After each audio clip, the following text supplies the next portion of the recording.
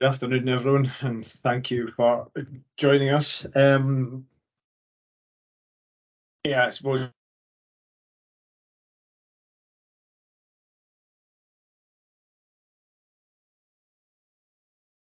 interesting presentation, so I won't take up too much of your time at the start. For very topical and interesting presentations, although only 3 speakers, because one of our speakers has very kindly offered to do 2 different presentations.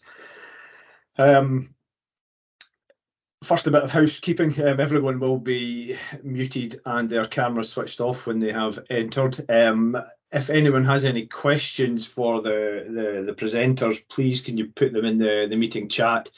And we have got a short session of questions after each of the presentations, which we will pick out questions from the chat and ask them to the presenters. We've got, as I said, 4 presentations, 2 from Ian Willoughby from Forest Research. Ian's going to touch on alternatives to Azulux for bracken control. He's also going to talk about integrated management of hylobaeus. We then move on to Richard Hunter from Confor, who's going to give us a short presentation on the Hylobaeus Research Fund, followed by Martin Price from Forestry and Land Scotland about hylobaeus management and research within FLS. So, as I say, I'm not going to take up too much of your time, and I think we'll move on to our first presenter, which is Ian Willoughby, with alternatives to the use of Azulux for bracken control.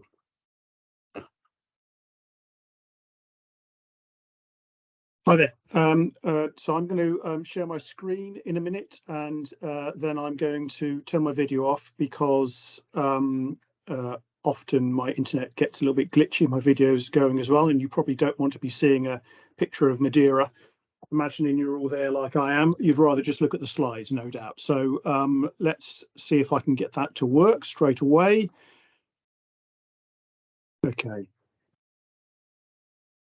As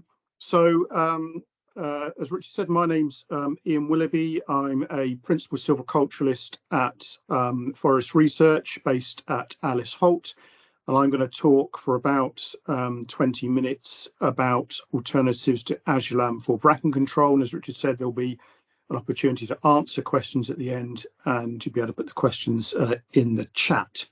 Okay, so what I'm going to cover, that should be the second slide up. No need to tell me unless it isn't. I'm going to cover bracken characteristics, and then I'm going to talk through an integrated approach to bracken management, so integrated pest management, integrated forest vegetation management approach. And within that, I'll talk about impacts, talk about avoiding the problem, and then go on to remedial action, non-chemical methods, chemical methods, and then a bit about research and alternatives. So that's the structure of what I'm going to talk about.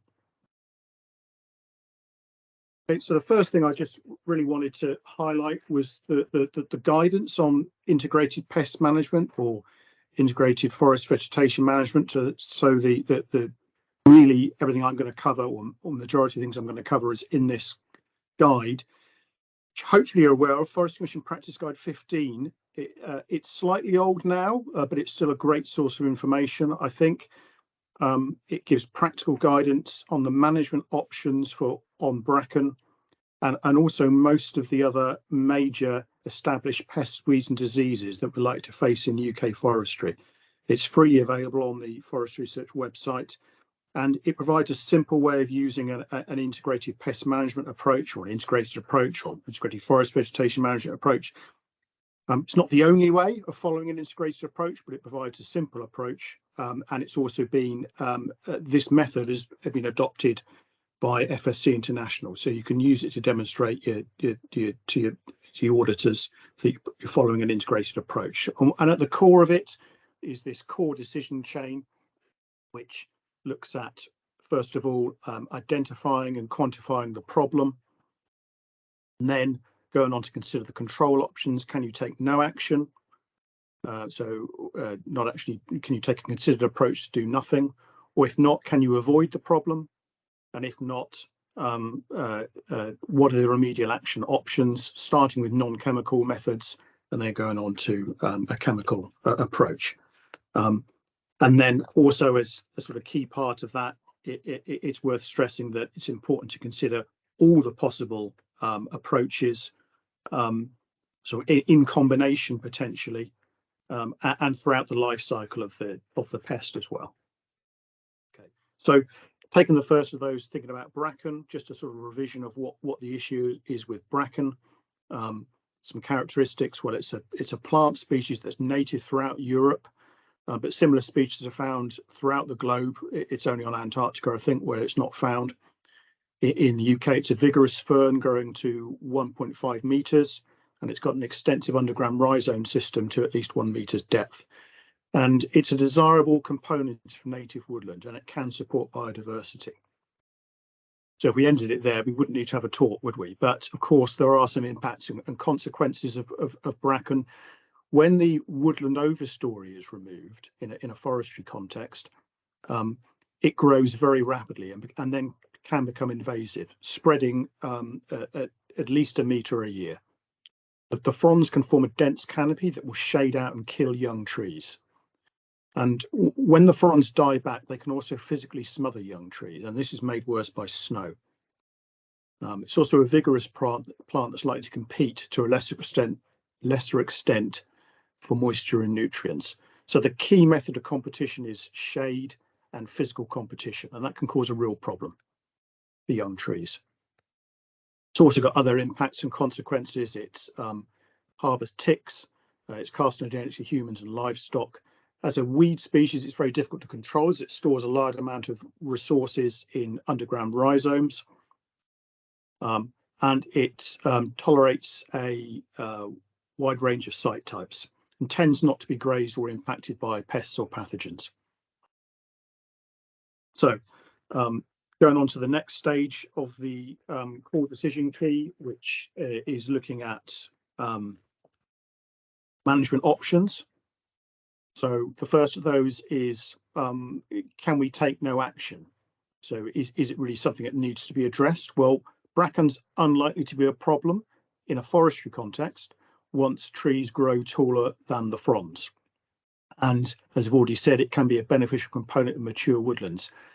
But where fronds overtop young trees, doing nothing will result in high mortality, so a lot of tree deaths. And it is not usually a viable approach if you want to get successful regeneration. Okay, so again, go back to the core decision chain. The next stage in the process, if you decide you can't take no action, is to avoid the problem. Can we avoid the problem? So in a forestry context, adopting some form of continuous cover forestry. So what I mean by that, maintaining a shading overstory when you're regenerating trees, that may prevent bracken becoming a problem, or mean fewer interventions are required. I see I've chosen a picture there actually, which A, hasn't really got any bracken, and B, hasn't got a particularly heavily shading overstory. So it's not a desperately good picture to illustrate the point, but as I was searching through my slides, it was the only one I immediately came to hand. So some form of continuous cover forestry could help to reduce the likelihood of bracken becoming a problem. Alternatively, if we're talking about a clear fell replant system, if you've got a fairly heavily shading overstory to start with before felling, after clear felling, if you replant rapidly, so not leaving a fallow period, replant rapidly with fast growing species, following good silvicultural practice, well maintained, well patched to the site at dense initial spacings, that may well allow trees to establish before bracken becomes a problem. So it might be possible to avoid the problem. Okay, so let's say it isn't possible to do that. Fertile sites, not possible to replant rapidly, can't do CCF. So we move on to the remedial control methods. And first of all, looking at what might be the options for non-chemical control of bracken, and we should always consider and adopt, if possible, non-chemical approaches rather than a chemical approach, unless they're impractical or excessively costly or more harmful to the environment. So in terms of non-chemical approaches, I think unlike in agricultural situations, or if you like, sort of moorland situations, the aim in forestry is usually to do the minimum necessary to release the trees. We're not really in the business of normally of looking to eradicate the bracken. And as I've already mentioned, you know, particularly the case with non-chemical approaches, there isn't likely to be one magic bullet, and a combination of approaches is likely to be necessary. So what are some of those? Well, mechanical methods, you know, things like bruising and rolling and cutting bracken will eventually weaken the bracken if it's repeated annually over 5 to 10 years.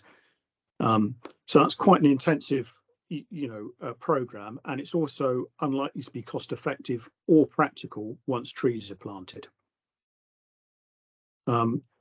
Annual manual cutting or whipping of fronds from around trees. So once the trees are planted, actually sort of whipping the closest bracken from the trees so they don't physically shade them or swamp them.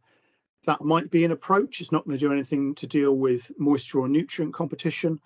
And again, it can be quite a costly operation, though it's a traditional form of management within woodlands, whipping individual bracken fronds away from trees. Another non-chemical approach might be, if they're needed anyway to protect against browsing, taller tree shelters may prevent trees being swamped and also make mechanical cutting or whipping of fronds easier.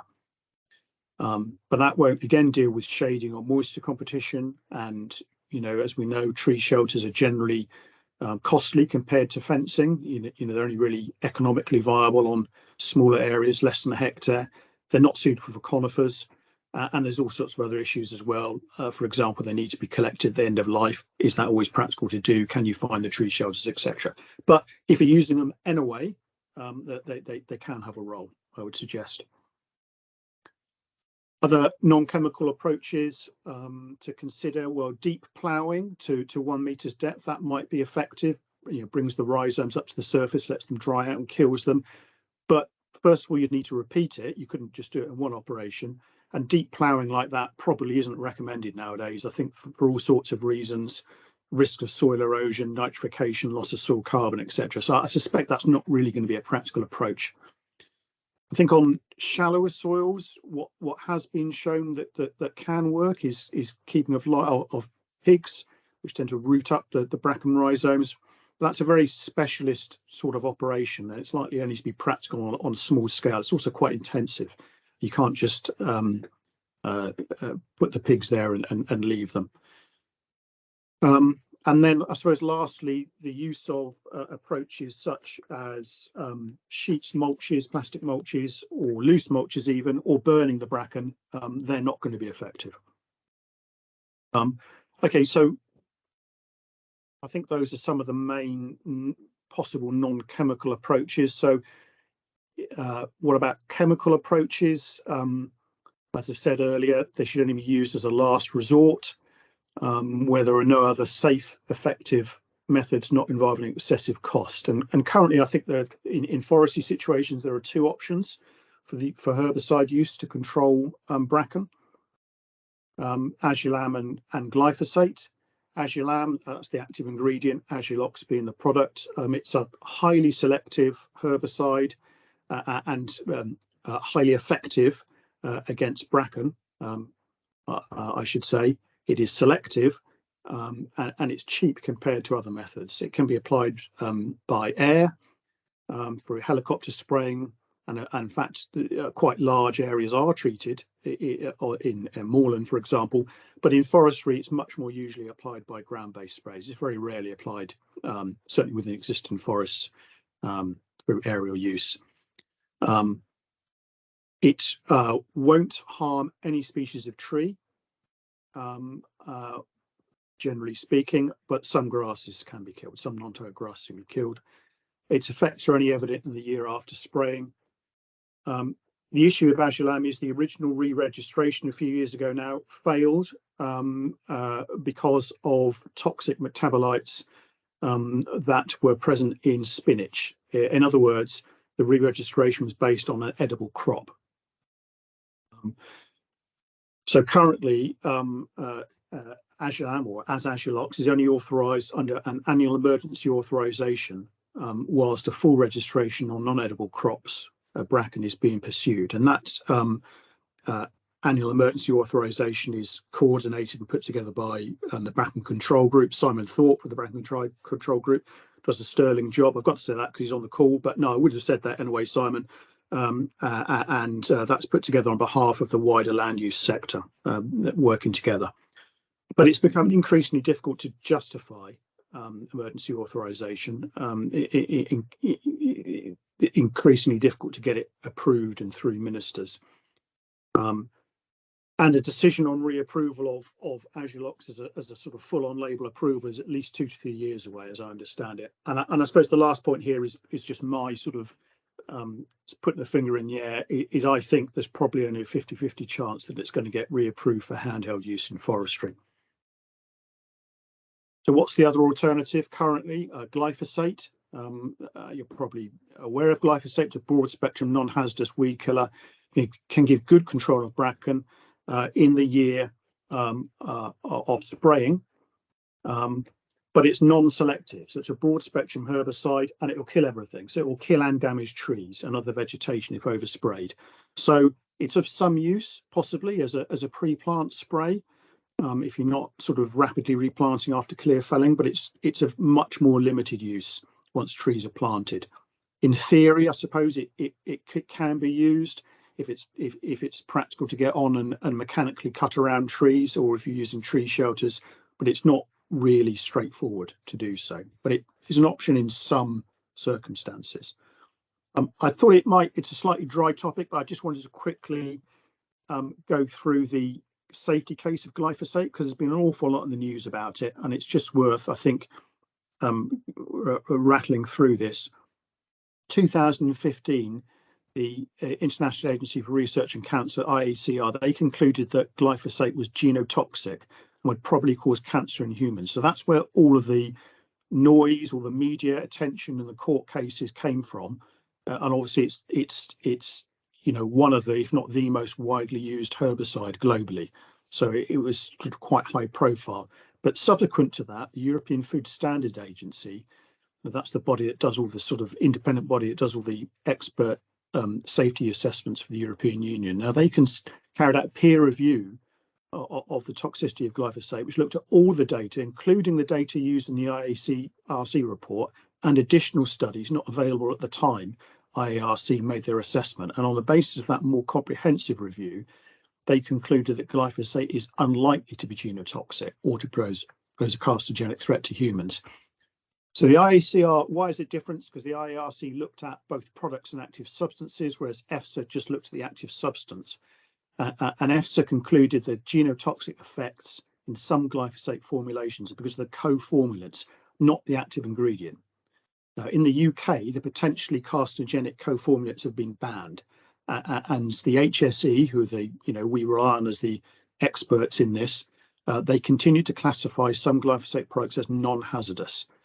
Now, despite that, despite the EFSA findings, the FSC still regard it as highly hazardous, which means you've got to consider alternatives.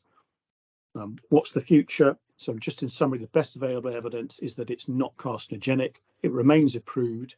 Reapproval is being sought, we understand. It's very widely used in agriculture.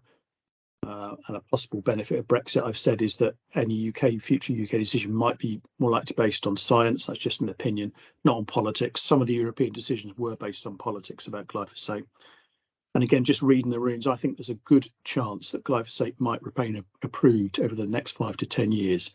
But that's not guaranteed, so it's important to consider alternatives. What are the possible alternatives? I think the best potential alternative to anisole and glyphosate for bracken control is amidosulfuron.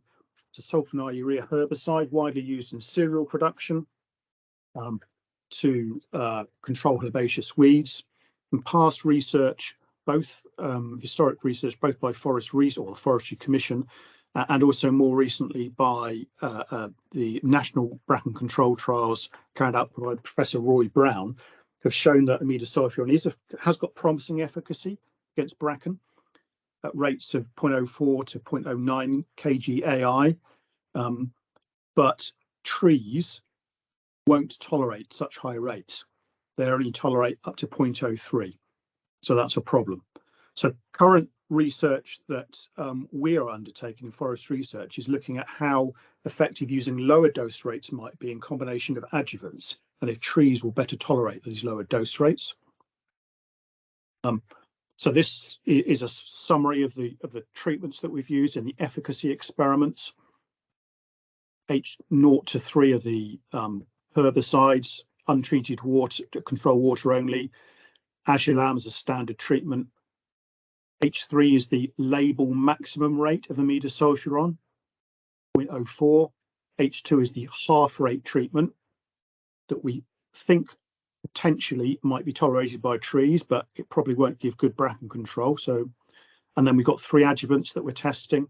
One water, mixture B, which is, you may be familiar with, has been from use for many years, particularly useful with glyphosate for rhododendron control.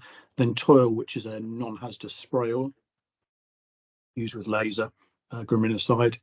As a researcher, I always like to try and jam in some data. So here's some data for you. I have to rattle through quickly because I see I'm overrunning. I've only got a few more slides. This shows some of the data on efficacy. You've got on the y-axis, you've got percentage cover on a year following treatment. On the x-axis is the different treatments. Those first 3 are control treatments, so that's if we don't do anything. You see the data point in the middle, and then you've got these bars, these error bars. In essence, that the statisticians will tell you that if the bars don't overlap, there's a 95% chance those results are different. So the 2 data points are different, and hasn't occurred by chance. So that's what we're looking for. So you can see from the H1, the H3H1 treatments, they're all different from and lower than the controls. So Adulam controls bracken. Well, we know that. If you look at the 3 treatments on the right, the higher rate of imidazofuron is very similar to the Adulam, so it's effective controlling bracken. But if you look at the ones in the middle, the H2A0, that's the half rate of imidazofuron, isn't effective. However, once we've had an adjuvant, the one next to it, H2A1, you can probably see it is effective.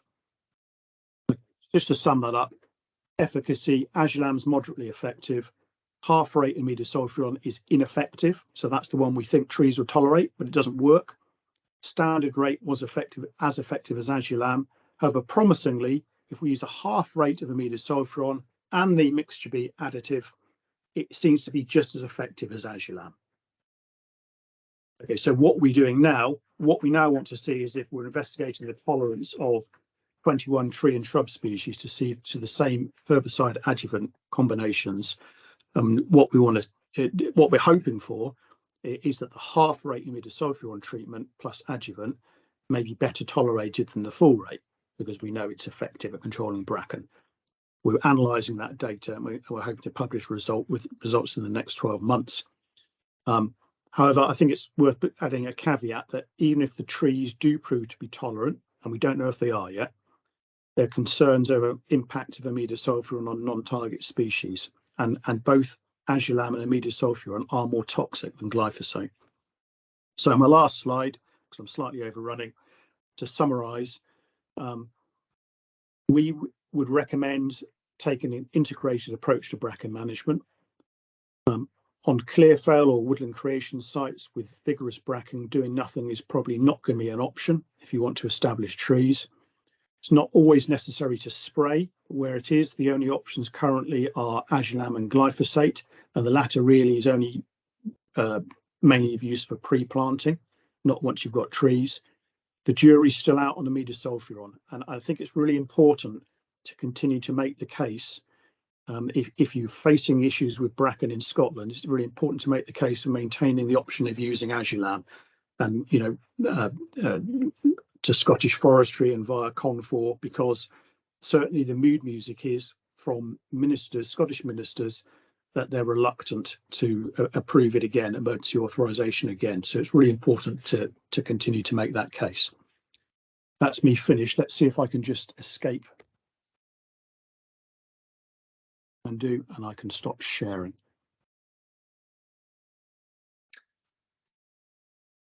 Great, thank you very much, Ian. Has anyone got any questions for Ian? As I say, stick them in the chat if you do. I suppose I'll kick off with a question, Ian. You said that bracken's found pretty much globally.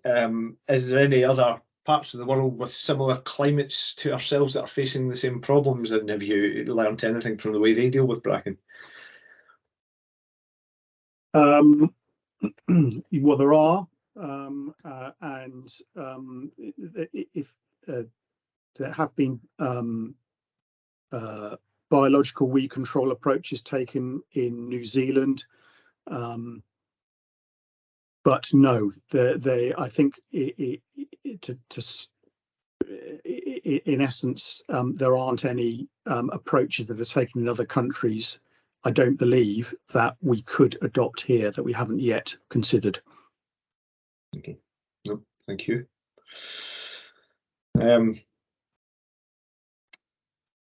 Don't seem to have any more questions at the minute, but as I say, Ian, after a short presentation from April, Ian will be coming back to do a second presentation, so we can maybe catch any questions that come into people's heads in your second round of questions, Ian.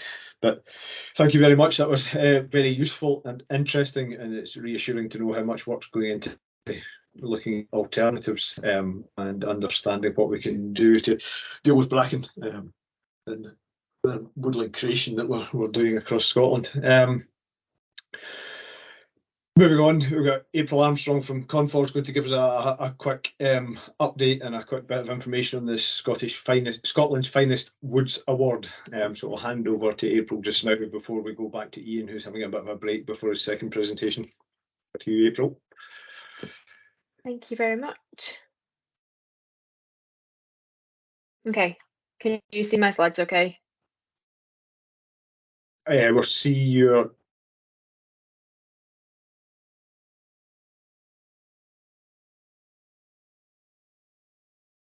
think I've lost you.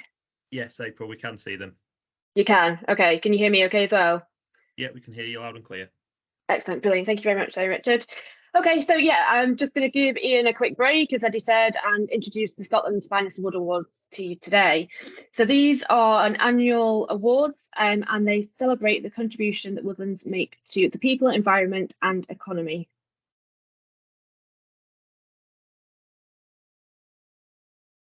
So we've got 6 categories that you can enter. There's the Climate Change Champion, Community Woodland Award, which is available to small groups and large groups and can involve volunteers and members of staff.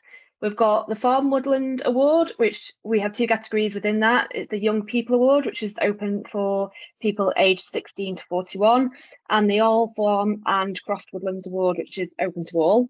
We've got the New Native Woodland Award, which is open for new planting and natural regeneration.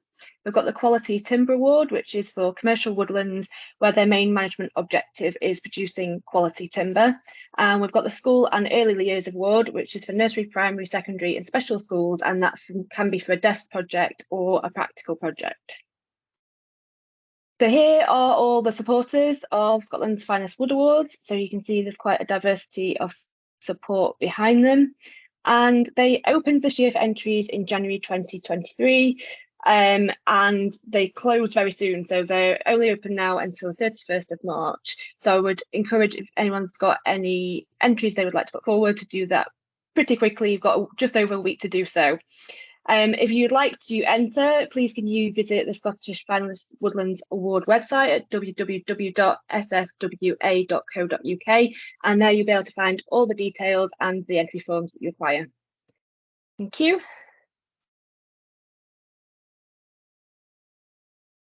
Eddie, I'll pass back on to you now.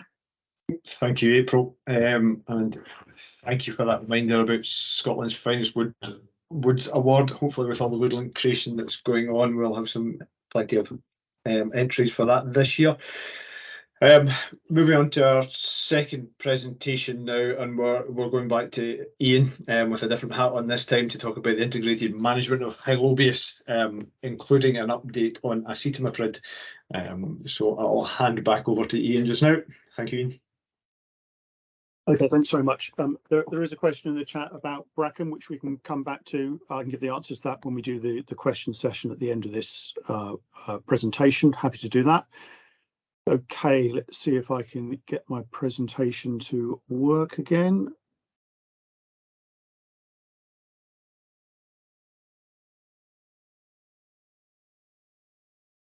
Okay.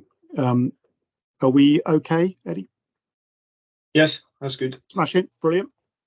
Okay, so I'm the same person as I was 20 minutes ago, so I don't need to repeat that. I suppose for people who came in late, Ian Willoughby, Principal Silviculturalist at Forest Research.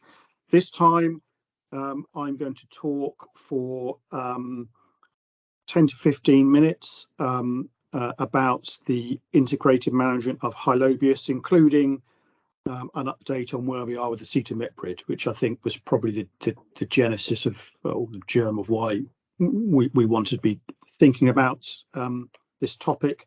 And as has been said, there'll be time for questions at the end.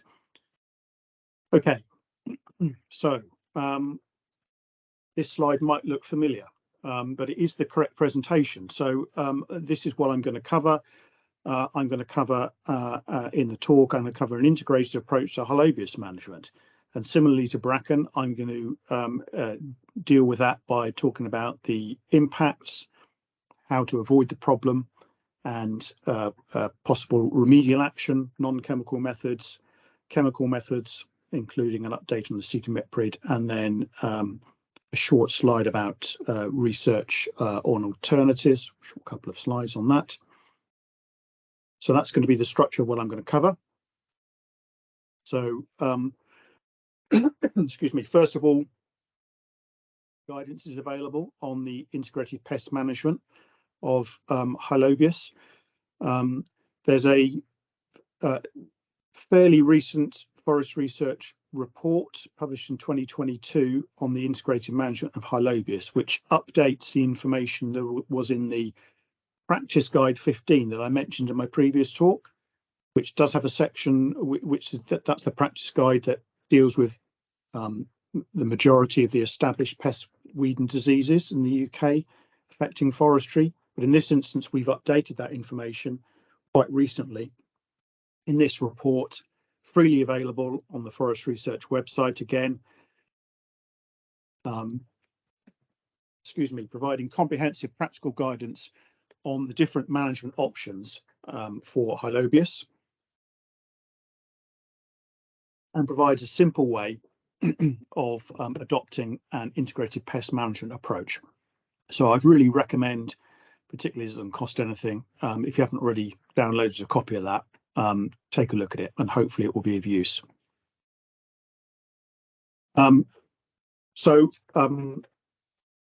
If you're now familiar with this approach, this is the core decision key, the core of the suggested approach to integrated pest management. As I mentioned in the earlier talk, it's just one approach, one method you can use, but it's the structure I'm going to use for this talk.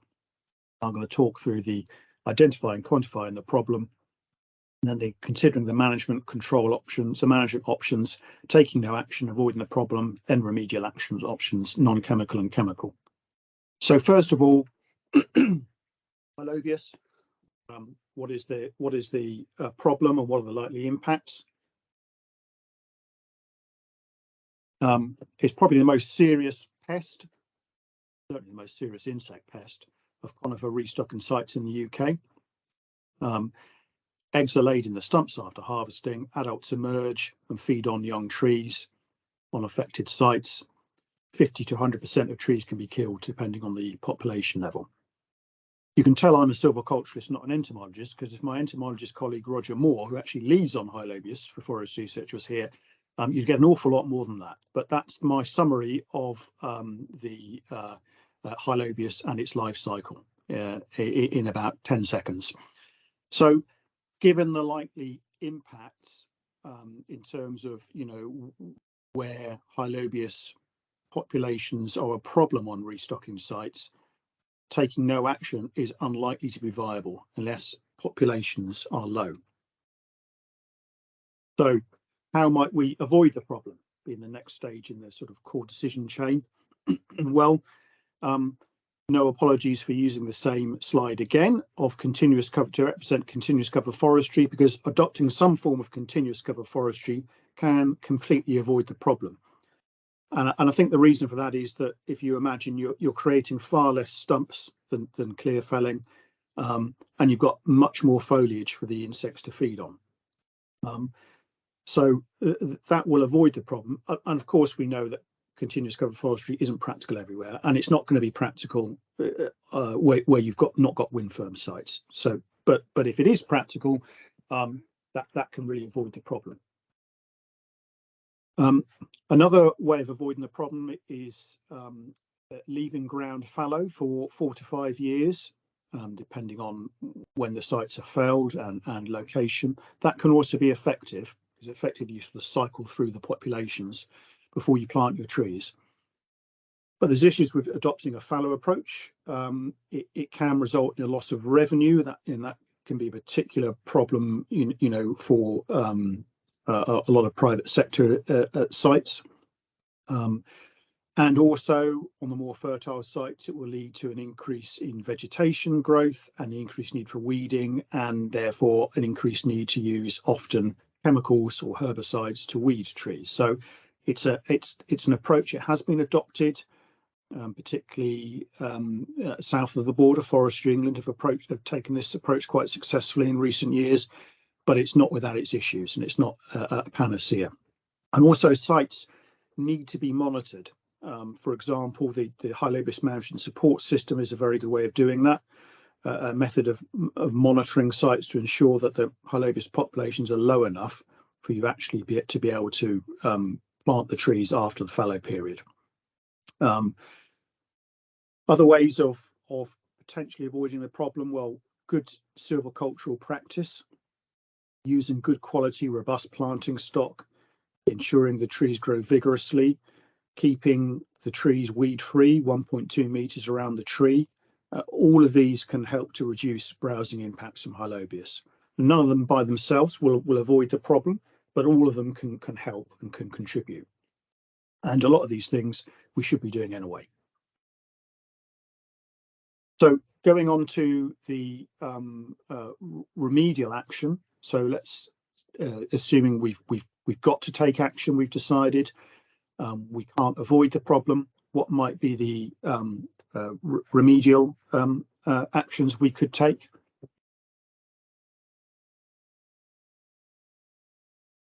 The first one there is biological control with nematodes. Help to reduce the larval population in stumps,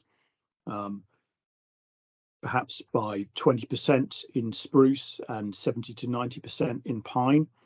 So it can definitely help, but it typically requires, well, it does require high volumes of water to be applied and specialist forwarder equipment.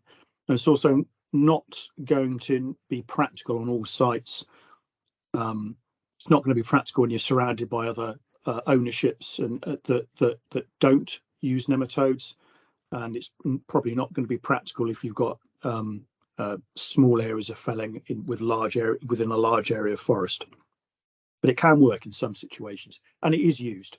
For example, NRW use it on their restock sites quite extensively, and I know it's used elsewhere as well. Mulching and de-stumping, well, that can work, and that was a traditional management method actually down in East Anglia. But de-stumping was, but that can be quite expensive, or can be very expensive, and there's also other problems: water acidification, erosion, carbon loss. So it's not practical on many sites, or probably the majority of sites. Other approaches: physical barriers. And we've got an example of I think that's a multi-pro guard there around the tree. Physical barriers, either flexible barrier films or more rigid barriers. They can work if high lobeus populations are monitored and known to be low. And this is something I'll perhaps come back to mention again later on. But we believe that based on research, that high lobeus populations in the UK and Ireland are inherently much higher than most of Scandinavia, which is why we think that techniques that often quite innovative techniques that can be used very effectively, often in Scandinavia, don't always work as well when we test them over here. So what about chemical approaches? Should only be used as a last resort where there are no other safe, effective methods, not involving excessive cost, and I should add there that also aren't more damaging to the environment, because some non-chemical approaches might be more damaging to the environment. So currently, I think it's probably the case that the use of insecticide chemical approaches are likely to be required on sites where a fallow strategy is not practical, where you're not using CCF as well, and where high lobis populations have been assessed, for example, using the high lobis management support system, and are known to be or predicted to be medium to high. And probably at the moment, that's going to be a lot of clear-file replant conifer sites in the UK. So what are the different chemical options? Cypermethrin is still an approved insecticide, only for post-planting top-up spraying. It was the insecticide that was used probably 5 to 10 years ago, and we moved away from it because it's very toxic to aquatic life if it's misused. So if it gets into waters, surface waters, it's very toxic. It's also a priority substance under the Water Framework Directive, which means that emissions have to be progressively reduced. And for the states that are certified to FSC standards, it's classified as highly hazardous, highly restricted, meaning it couldn't normally be used where there are less hazardous alternatives available. But currently, it appears to be approved until April 2027. And given what we're going to talk about in terms of acetamiprid, although it seemed counterintuitive to go back to a potentially more harmful insecticide, that might be something that may need to be considered in the future. So the other alternative currently is acetamiprid, which is currently approved for use as both as a pre-planting pre-treatment to lifted trees in nurseries. So that's lifting the trees, typically putting it through some sort of closed spray booth system within a warehouse. So there's, little to zero risk of any environmental contamination. And once the chemical dries, very little risk of any contamination when the trees are subsequently planted out in the forest. So probably the safest way of using an insecticide is to make sure you use pre-treated trees. It's also approved for use as a post-planting top-up spray in the forest, assuming you've used a pre-treated tree, usually in the second year after planting. Acetamiprid's a neonicotinoid insecticide,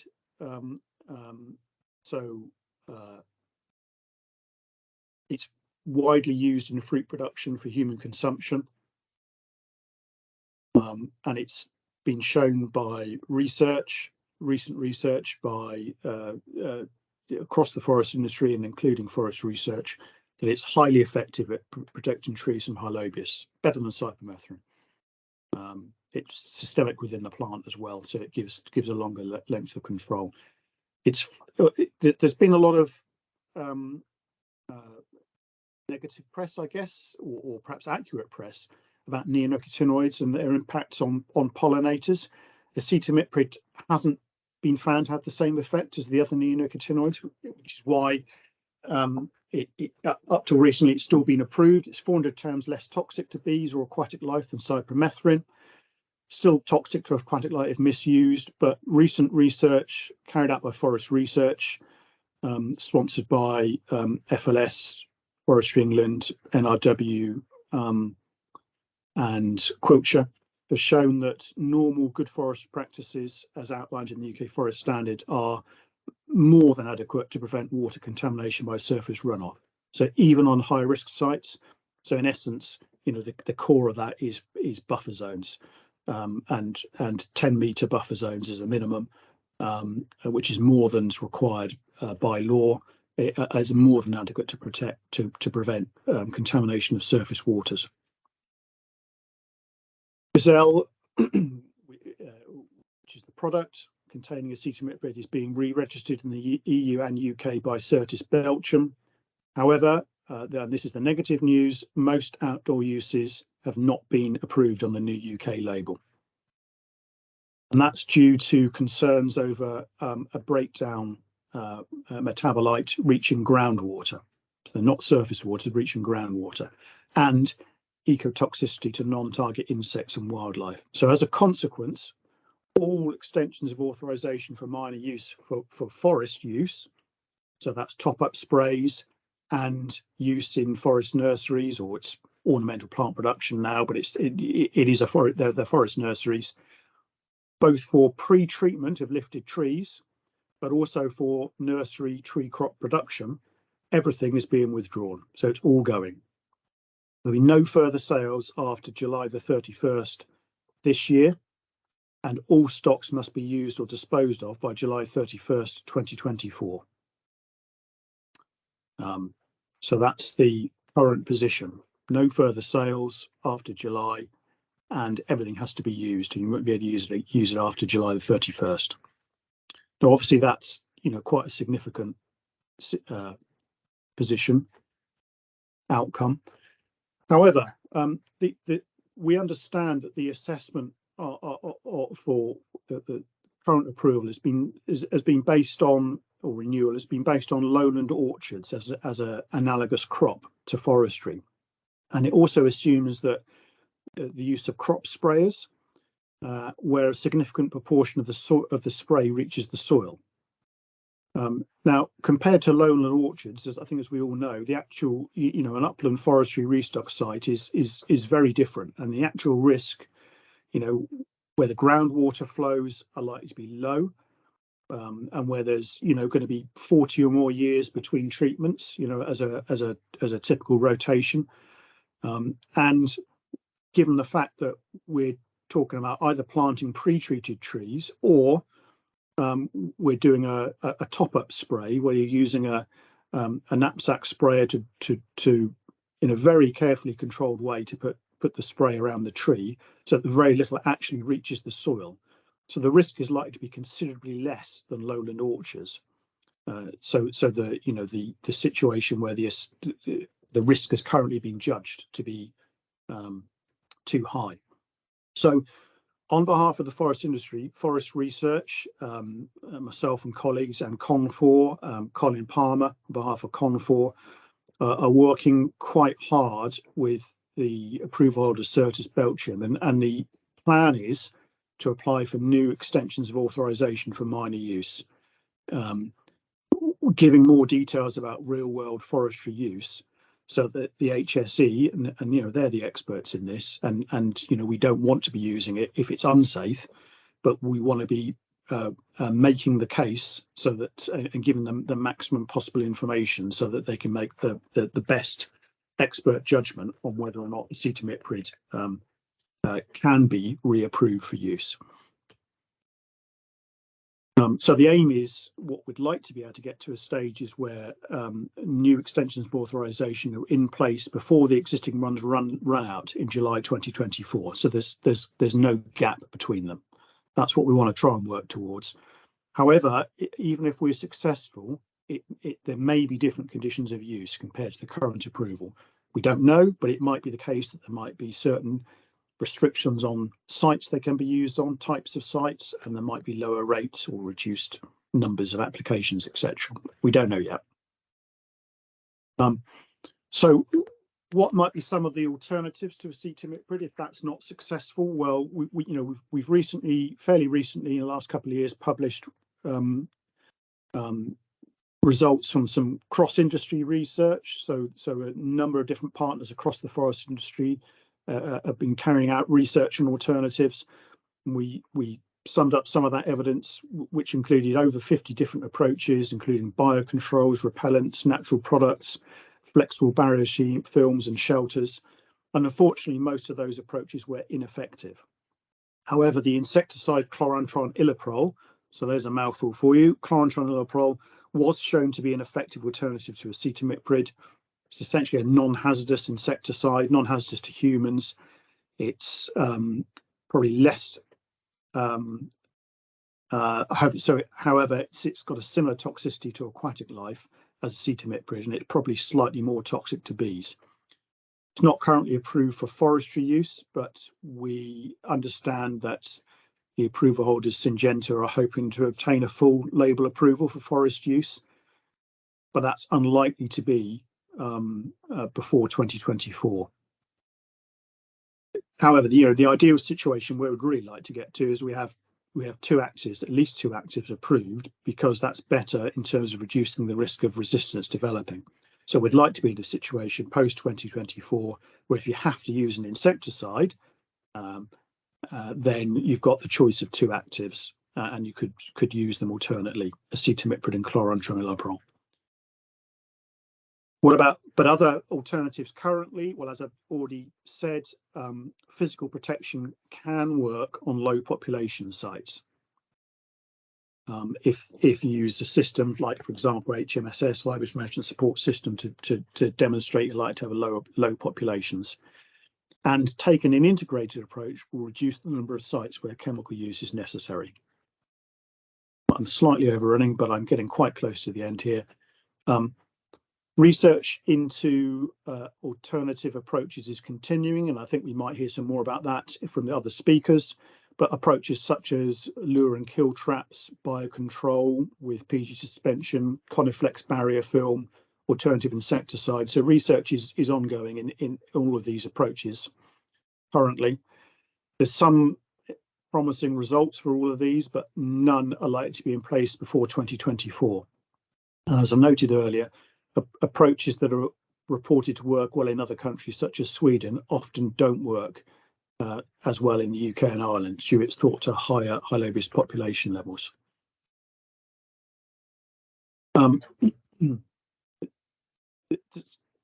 Where's some of this evidence?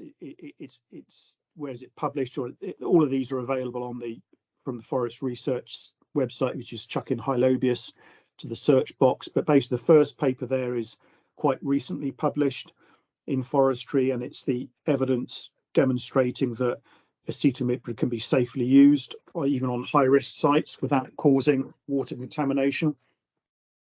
And then the next two papers are the results of some of these cross-industry trials of alternatives to cypermethrin and alpha-cypermethrin that I was talking about.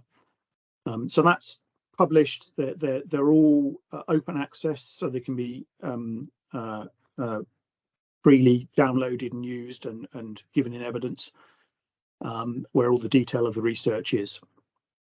And in addition, it's summarised, and the practical implications are summarised in this forest research report that I've already mentioned. Available for free, or just go to the Forest Research website and search for Hylobius. So all the practical recommendations, implications from that scientific evidence are in this Forest Research report. So in summary, the recommendation is to take an integrated pest management approach to reduce the need to use insecticides. Acetamiprid is currently only approved until July 2024, and we are, myself and Colin Palmer are working hard to extend this, so there's no gap in approval. And I believe, actually, just to end on a positive note, I believe we can make a really good case for extending the approval. That's me. Thanks for your attention. Thank you very much for that, Ian. Again, you're getting away lightly on the questions in the minute, so I've only got one for you. You mentioned a couple of times that weevil populations in Scandinavia are believed to be inherently lower than we've got here. Is there any understanding of why that is, or? Well, you're asking another very difficult question. I'd probably have to talk to my entomology colleagues, but I suspect it'll be down to climate. I think that'll be the issue, and there'll be warmer climates. Okay, good. So we need colder winters, is what you're saying. Yeah.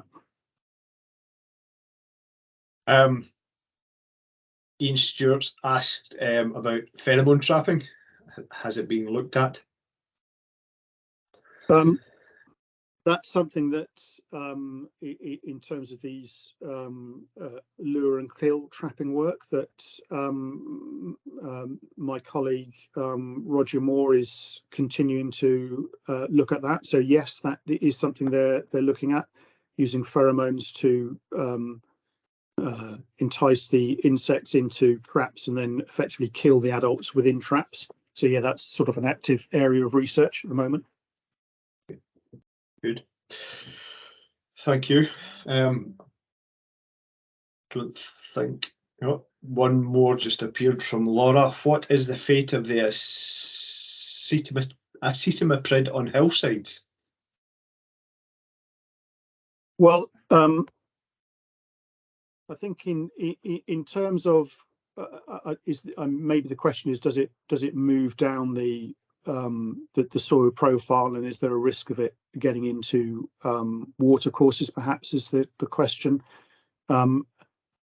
This research that's okay, great. This research that I mentioned that was undertaken was led by my colleague Tom Nisbet. It was carried out in Wales on the NRW restock site. It was specifically chosen to be a really high risk site of movement, so it's a steep slope and high rainfall, and you know, it was specifically chosen to maximise the chances of runoff into watercourses. And that study, where we applied the sort of standard recommended UK forestry standard buffer zones, so 10 metres around the smallest watercourses, you know, 20 metres of larger watercourses, and I think it's 50 metres around water abstraction points.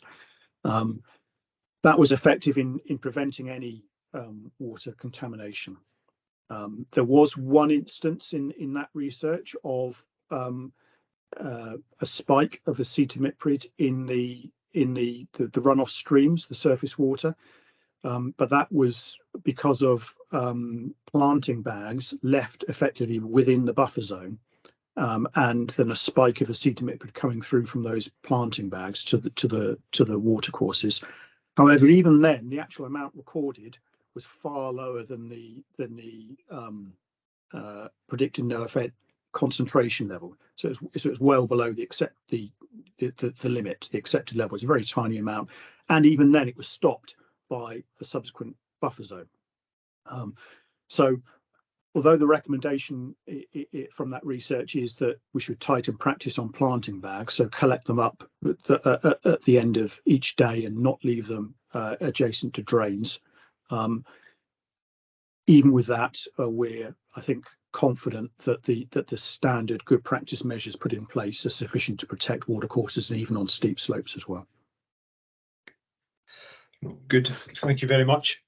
Eddie, there was an earlier question about Agilox. I'll just quickly answer that, and I think it was about the use of can Agilox be applied through handheld sprays, and I think Simon's partially answered that, and I think he's really said, well, it will depend on the wording of the emergency authorization, but for last year and the year before, so if it's the same as last year and the year before, although there's this wording in the emergency authorization for Agilox which says only for use on conservation sites, or sites that are being covered by a conservation designation, we specifically checked with the regulators, and it is permitted in forestry situations. So if it's the same wording as last year, and that's, you know, a big if it's approved in Scotland, which is a big if, then yes, we will be able to use it through handheld sprayers. But that information will be on the Bracken Control website along with the emergency authorization, so that information will be there for people. Good. No. Thank you very much. Just quick last one from Laura asked if the paper is available to read that you referred to. I think that was one of the ones you had in your references, was it? I did, yeah. So if you go on the Forest Research website, put in Hylobis, you'll find it. And if you can't find it, just email me and I'll send you a copy. Excellent. Brilliant. Thank you very much, Ian. I'll let you go for a well-earned rest now after that.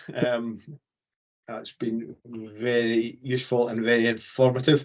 We're going to move on now to Richard Hunter from Confor, and Richard's going to run through information on the Hylobis Research Fund. Over to you, Richard. Thanks, Eddie. I'm going to share my screen. I promise this will be short and sweet. A lot of what we need to talk about effectively, Ian has already covered. I know Martin's going to talk about it as well. So I'm going to focus purely on the fund. So I'm just going to share my screen. Hopefully it all goes well. So hopefully you can see my title page. It is what it says on the tin effectively. So we'll move on. The Hylobis Industry Research Programme has 6 priority areas, and Ian's already talked about a lot of those, so I'm not going to go through what each one's doing.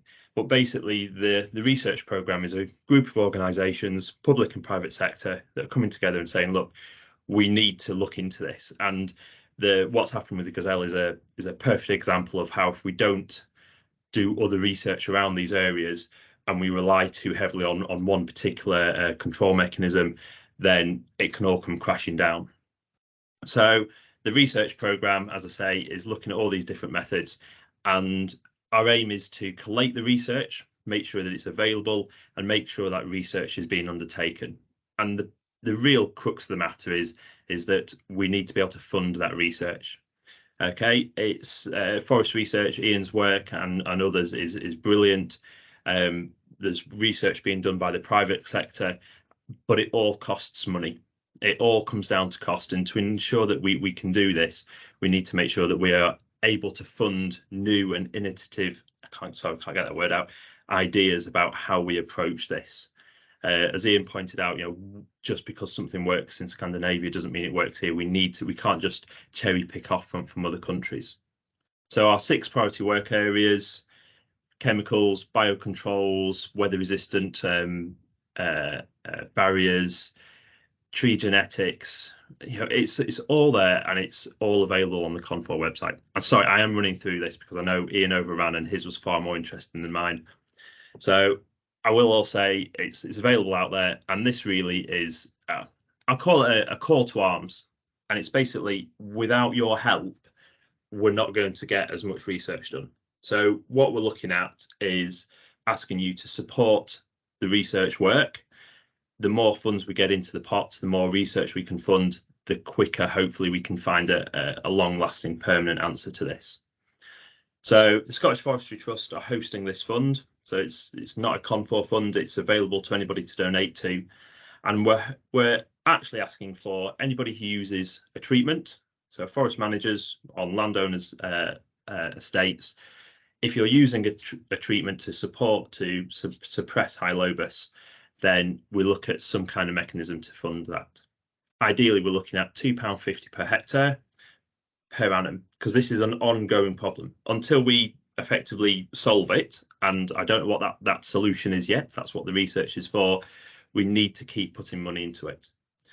And what I see with my wider Confor hat on is that research is going on in all over, and there's so many demands on that small pot for forest research to look into so many different avenues that we can't rely on them to be able to fund it completely themselves forever. So we as the private sector need to step in and say, yes, this is an important topic for us. We need to support it. So there we go. The fund is set up. The link is there. I am going to actually stop sharing there. Answer questions if you want it. But the simple matter is, unless we fund it, the research will always be there, but it probably won't be as big or as wide as we want it to be. So I'll basically take on board what Ian said. We've got Martin coming after about all the implications. We know what Hylobis does. We know we have to try and stop it. So there we go, Eddie. I told you it'd be short and sweet.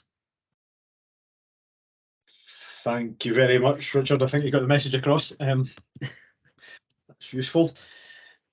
Any questions for Richard before we move on?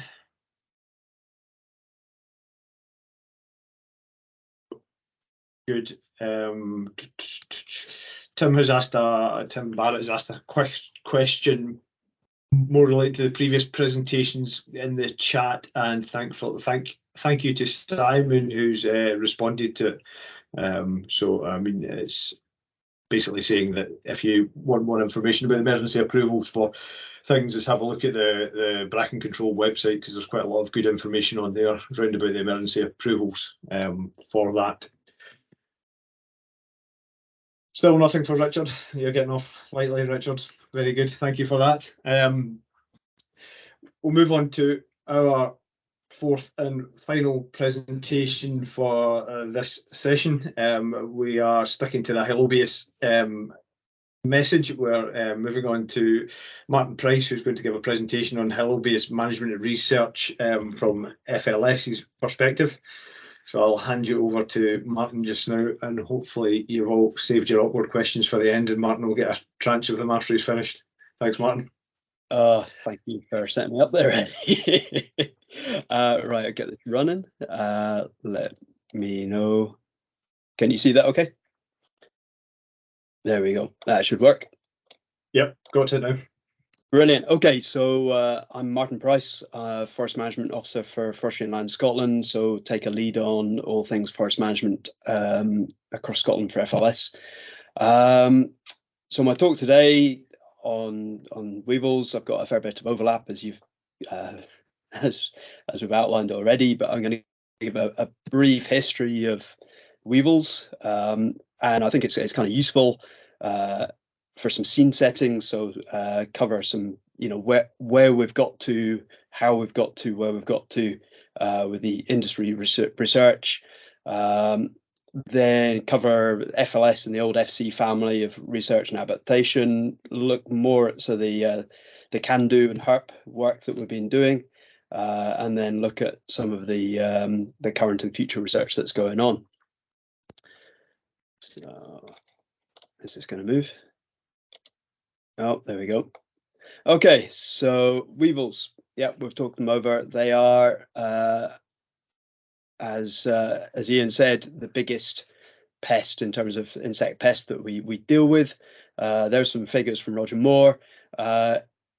Ian said, yep, we have higher populations than the continent, and this is true. Myself and Roger came up.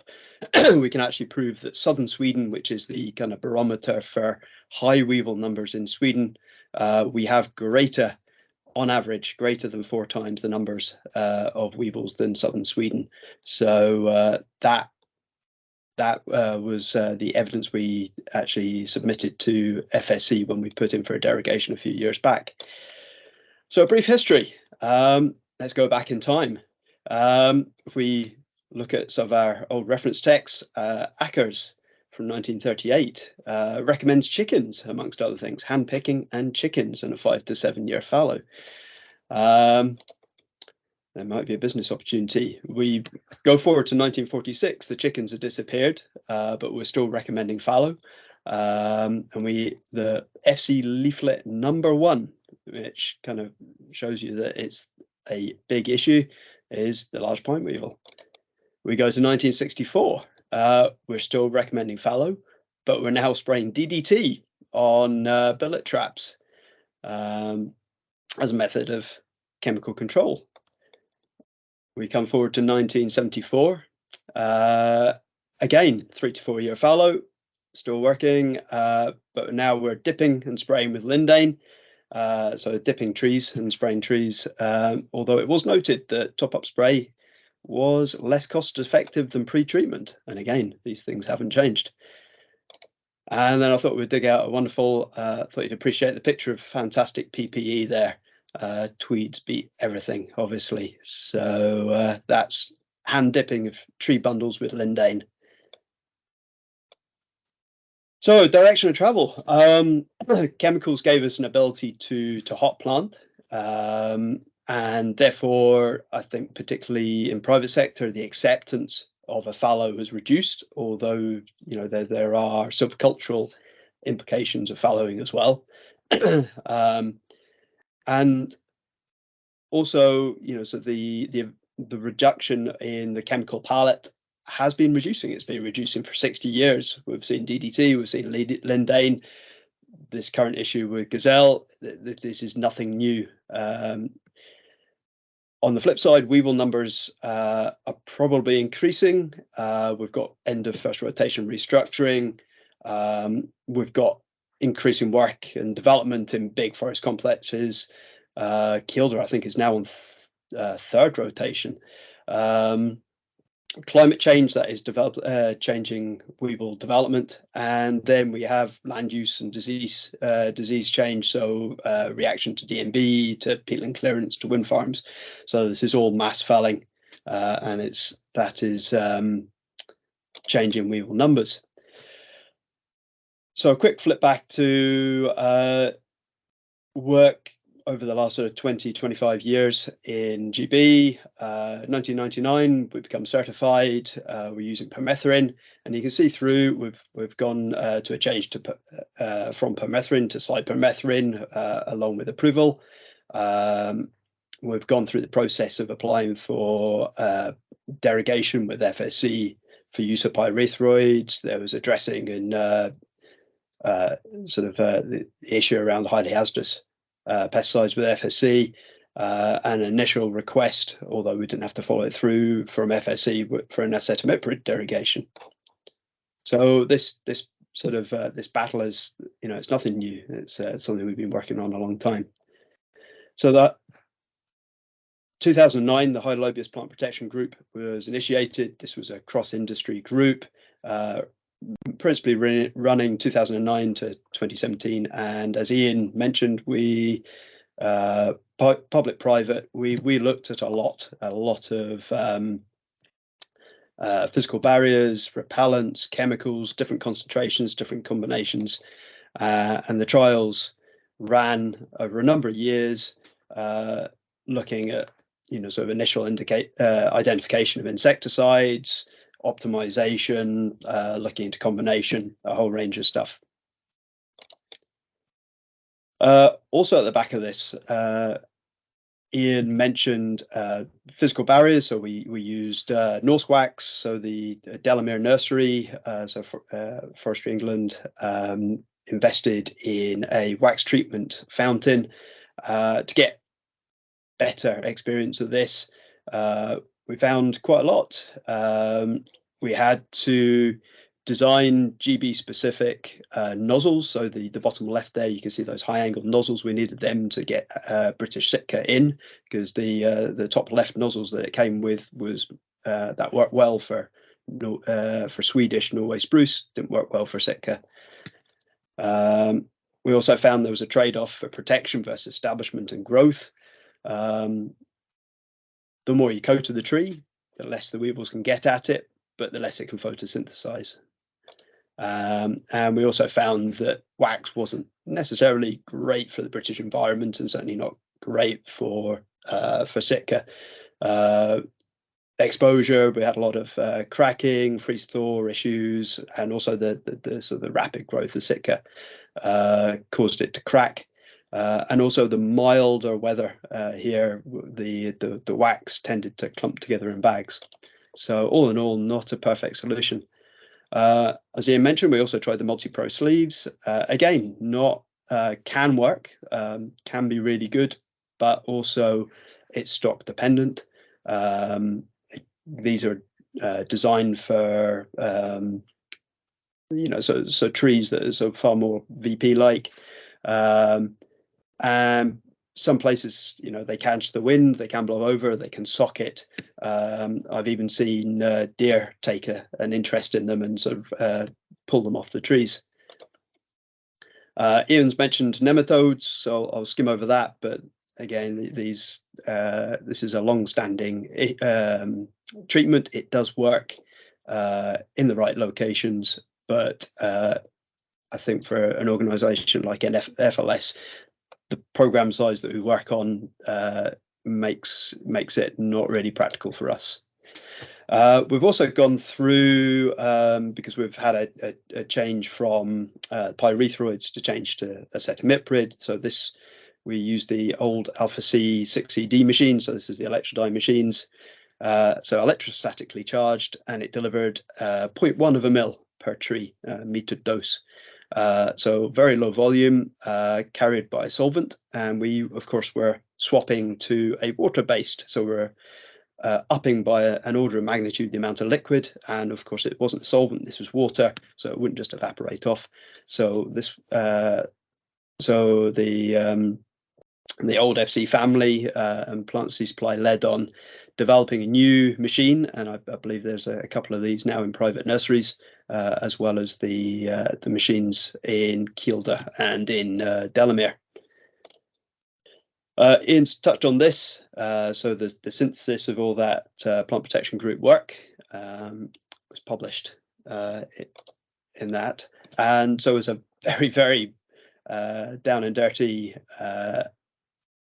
summary of that. Neonic's work, so acetamiprid, hence we adopted it. High wax treatment, it works, but it kills the trees. You turn them into candles. Chlorantraniliprole, again, works really well. We then go down a notch, so the multi-pros, standard sort of a partial wax treatment, spinosad, and then you're down into sort of poorer protection.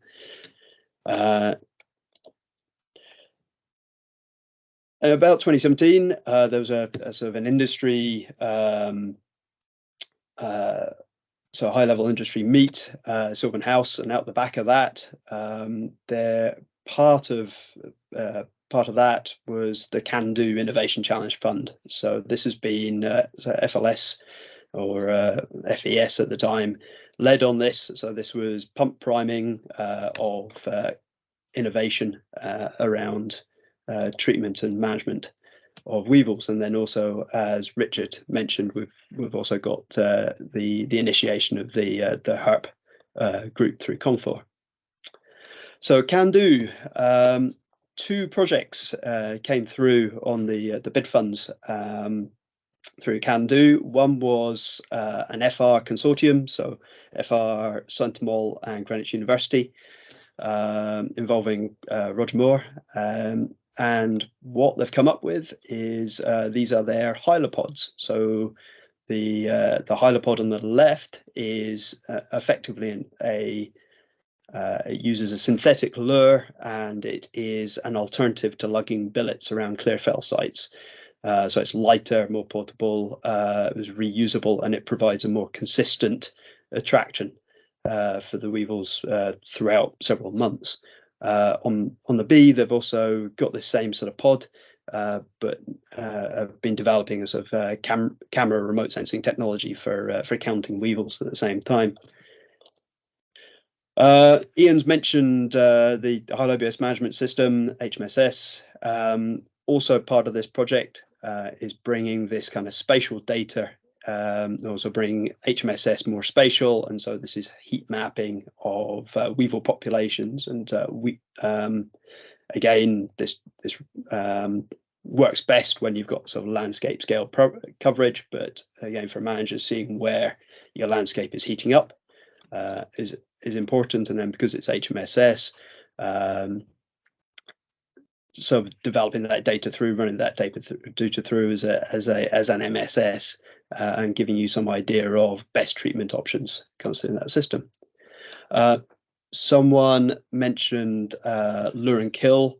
So this is another part of the FR work. So they've identified 2 biologicals that work very well. One top left is Steinonema, and I'm not going to try the second name. So that's the nematode. You can see an infected weevil there. The other is Bavaria. This is a fungus, and that's an infected weevil, bottom left. The trap you can see in the pictures A and B. This is it contains an attractant. So someone said pheromones. Weevils don't really work like that. They go for sort of gross. Well, basically, they like the smell of cut trees. That's their thing. They don't they don't have a specific sort of insect to insect pheromone. So this has got a bespoke mix which has been researched, so alpha-pinene and ethanol and various other things in there. And in the matrix that has been routed in there is a gel which keeps the Staudenema and the Bavarian in an infective state. So the weevils get called in or attracted in, crawl in through the gel, get infected, and then we're looking at sort of 80 to 100% kill for those. So that work is continuing and is looking quite promising. The other company that got through was Spotter. Again, this is one of their pods. So this is about similar sort of size, about the size of a 2-litre drinks bottle. And this is some of the imagery. So inside, it's got some cameras, and they've used some machine learning to recognize weevils. So there's pictures of weevils, and there's pictures of not weevils, and the machine or the system carries on and comes up with a count of weevil presence. And from this, we can start building sort of a map of weevil population and potentially start linking it to damage. One of the real benefits of this system as well is that we can start getting a feel for other invertebrates on site and potential issues around bycatch. The sort of output from the Spotter system is that it counts weevils. So here you can see part of the dashboard that they provide with a weevil count. So we've been working on a pod density of 1 every about a hectare, and there you can see it's sort of heat mapped. So so as low as 10 weevils, and then you've got higher areas up at 540, and then you've got a slider bar, and you can see how areas are heating up. Now, interestingly, you can see the area with 1256. That was an area of pine, as was 1209, whereas the cooler areas were spruce and also felled at a different period. So it's again this knowledge of how hot your sites are, and we'll be testing this out this year on about 250 hectares up in the north, and getting a feel for how useful this is in terms of saving staff time in terms of walking sites and targeting sprays. So on to upcoming work. Look at the time. Ian mentioned PG suspension. So PG is Phlebiopsis giganteum. This is a fungus which is used as an alternative to urea. At the moment, it's got approval for pine and is used in Thetford, but there's reasonable sort of anecdotal evidence and some sort of research evidence to show that it degrades stumps quicker. It decreases the amount of food for developing weevils, and also weevils tend to avoid Phlebiopsis lesions. The big potential for this is that and there we go. So we've got some initial data from Thetford, which is promising but inconclusive. But the real potential for this is that if we can run PG as an alternative to urea through the head of a harvester and decrease the number of weevils, the size of the size of individuals, their fecundity, then this could be a quick and easy win in terms of reducing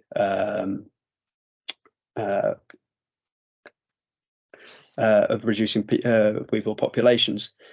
So we've got 23-24 work planned. Also potentially as a alternative for urea, we need to look into spruce isolates, as that's going into 24-25 onwards. Ian has mentioned sort of FC family funded work on acetamiprid runoff and chlorantranolol runoff. That's ongoing. Again, that's absolutely crucial in terms of defending our use under best practice of these two insecticides. In terms of herp, FLS, we are hosting 2 sites for Coniflex. So this is a sand coating of trees. So you can see top left, this is in Sweden. A polysaccharide glue is applied to the tree stems. They're then coated with a big yellow machine with a very special sand and baked on. And so between us and Scottish Woodlands and I think Till Hill, we've got some of these trees coming over from Sweden for a test this year. So this I found this coming through through my archives. I saw Andrew Hild in the audience. So Andrew, this is one of your old slides. I was looking at this and thinking, well, we've done some of this, but this was in 2015, and we're certainly not there yet. You know, we've had 8 years. So I think I'm going to follow up Richard on this one. As a ballpark, gazelle rollout, so identification of gazelle from its initial identification to getting it to operational use, that was about 5 years and about £250,000. The gazelle spray conveyor, again, was about 4 to 5 years. We're on the 3rd iteration, and that was about £250,000. Conferring with my counterpart in Forestry England, he reckons he's spending about 12, probably upwards of £12 per restock hectare on hylobius research, and I reckon I'm spending probably upwards of 15. So those are the sort of sums that just for hylobius we probably need to be thinking about, and those are the sort of timescales that this, you know, meaningful work takes. And as a takeaway thought, here's a nice picture of some about 4 or 5 centimetre pine up in North Ireland getting stripped by hylobius. It's that bad up there. There we go. Thank you. Thank you, Martin, with a cheery thought to end that one. We've got one question so far for you from Hazel Boyd, and it's: do the weevils pass the infections on to each other, or is it one-hit infection? I presume this is referring to the biological controls. Yes, no. It is thought that they mingle and infect each other. We haven't got the exact numbers yet. That's one of the magic numbers I want to get my hold of. But yeah, they do cross-infect. Thank you. Thank you very much. Any other questions for Martin before we pull things to a close?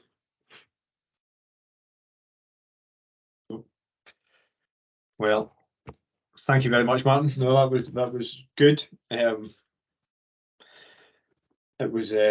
It's quite interesting to sort of realise that there is nothing new, that a lot of the stuff we're facing now has been faced over and over again, just with different chemicals and different practices, and a lot of it comes back to the same solutions at the end of the day, apart from the chickens. I think any funding that Richard was looking for his research has now gone to people way to buy flocks of chickens, but more free range eggs anyway. Hopefully that'll be a good thing. And yeah, I mean, it's reassuring to hear from all the various speakers about the innovation that's going on to try and solve the problems that the industry faces, but it needs a collective approach from both public and private sides to make sure that we get to where we need to be. Also good to hear that we're better than Scandinavia at something. Unfortunately, it's breeding weevils, though. That's the only downside of that one. So with that, if there's no other questions or feedback, I would just like to thank all the speakers for the evening for the time and effort they put into their presentations and for coming along tonight. So Ian for his first and second presentation, Richard for his input on the Hylobius Research Fund, and last Martin on the FLS work that's going on in the research into Hylobius management. All very interesting and certainly very important at the minute with the way things are going with approvals. Also like to thank April from Confor for all the effort she puts into organising these events behind the scenes. She deserves a lot of credit for that. I noticed Jamie Farker had sneaked into the audience as well, so hopefully he's enjoying not being involved and sitting there listening to the presentations. And just like to thank as well the industry leadership group, Scottish Forestry, for the support that makes these events possible and brings everyone together to discuss topics that are relevant for the industry. And finally, just thank everyone else for attending and listening, and hope you all have a good evening and have got a lot out of this event, and look forward to seeing you in person in autumn or again virtually next spring. Thank you very much.